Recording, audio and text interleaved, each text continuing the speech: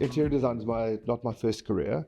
So this design journey for me was one that started retrospectively, actually, a long time ago, really. I already had been working in a different career and realized that I needed to move on to something else.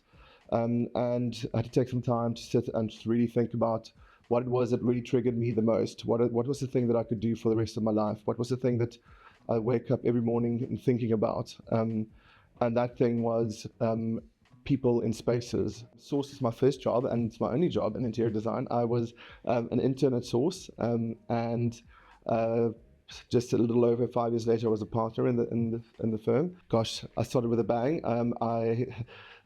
My first project for Source was Southern Sun Hyde Park, and it was intense. It was a really big project. I was a junior designer, but I obviously had lots of other working experience. So I had lots of experience being professional, but not professional in this realm yet. So it was a steep learning curve. I didn't sleep a lot for a very long time, but it was a great experience. And yeah, so that was my first job. My first job, my only job. I think the advice I would give myself is to just calm down a little bit and just enjoy the moment for the moment that it is. And that ambition doesn't go stale, and it doesn't grow old.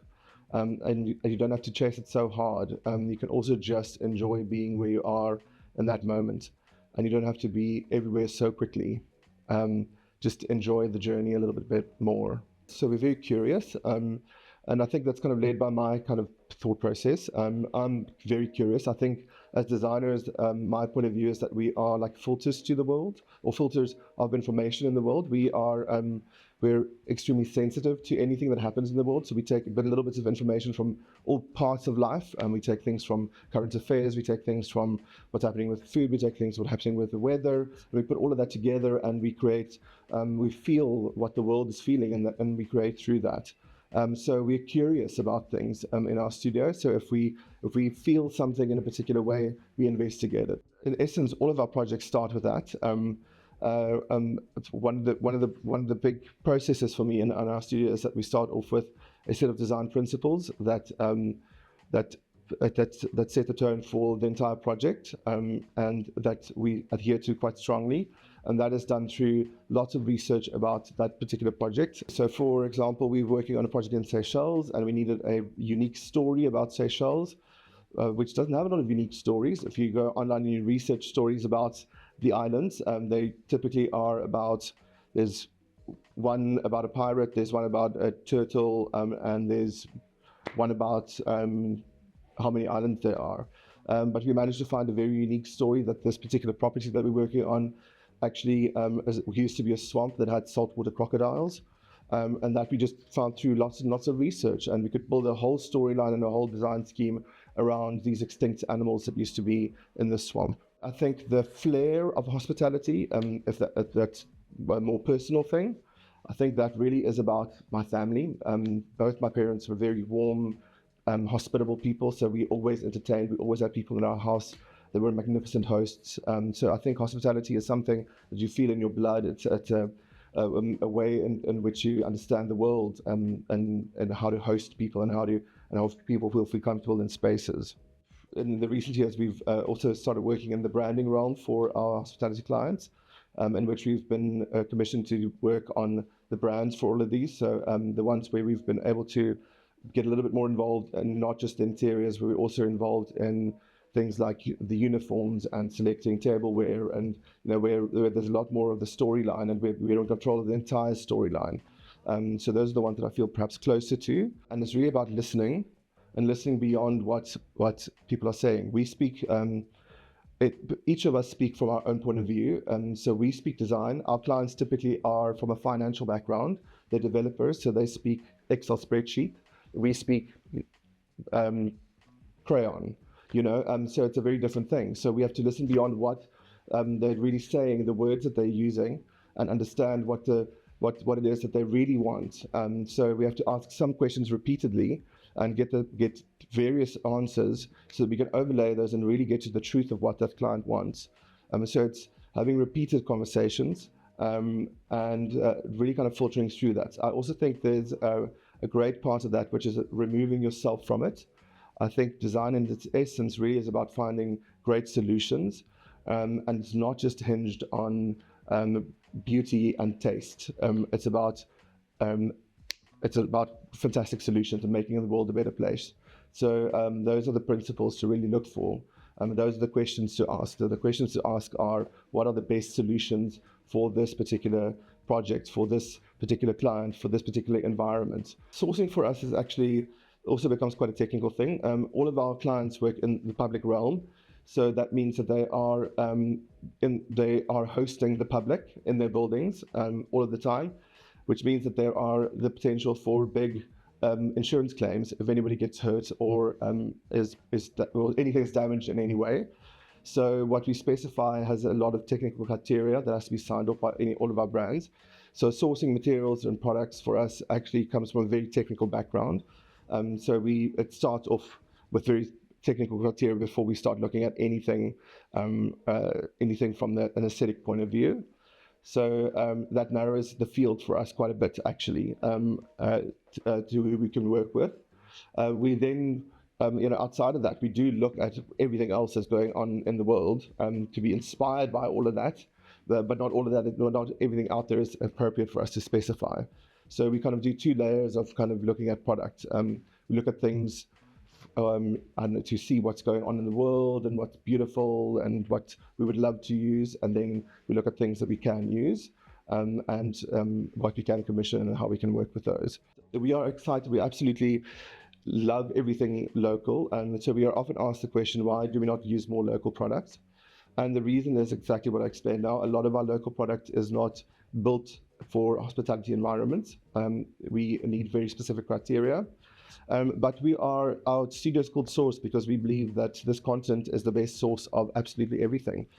We have people, we have sunshine, we have smiles, we have gold, we have silver, we have diamonds, we have fresh water, we have big blue skies, we have absolutely everything. So we love everything homegrown and local. So we are very open to working with anybody local. So, for example, we work quite closely often with a studio called Mardre, with Johan and Lene. They do a lot of bespoke lighting for us. And they're very patient with all of the criteria we give them, because it's very unconventional, the stuff that we need in hospitality. We need the switches to sit in a particular place, and they have to do lots and lots of iterations, but they still remain so dedicated to delivering something that's so beautiful and so resolved. So we're excited to work with anybody that's local. It's often just about the patience that people have in working with us, actually. No, not necessarily. We quite strongly actually never really kind of like play in anything that feels quite trendy, because our projects last so long. Our design process often is more than a year, and our projects often take 2 years to install. So everything has to be quite timeless. So we transcend that. We kind of work in lifestyle movements that kind of last about 10 years or something like that. So I'm always the guy that has to go in on behalf of our studio and sell a wild idea. I think the one that probably jumps to mind immediately is that is Fontaine, one of our most recent projects. We wanted to use real trees inside the space, but they really couldn't work. So we have natural trees that are preserved. So we have trees that are preserved in the same way that you would do dried flowers, but fully grown trees. It works. It's there. It's standing there today. The client bought it, but it took some convincing. Actually, before it starts with any materiality, it's purpose and emotion. It's purpose and what do we need to feel. Those are the two things. What is the space for, and what do people need to feel when they're in there? And that's where we start with some three-dimensional shaping, and then everything else follows from there. Locally, we're working on some projects where we have the opportunity to work on the branding as well. So we create the identity and we see it through all the way. In that realm, we're working on really exciting restaurant projects, some in the waterfront, some in other parts of Cape Town, based on very specific locations and very specific cuisine. We're also working on some more wine farms and really kind of digging into history and what do we do with history? Is history important? Where are we in history? Are we writing some history? And kind of really trying to tell unique stories with what we're doing. What I love most about our industry here is the energy and the sense of kind of purpose, and that we are so rapidly developing a really strong identity, and that there's so much ambition, that everybody's so excited to develop and grow.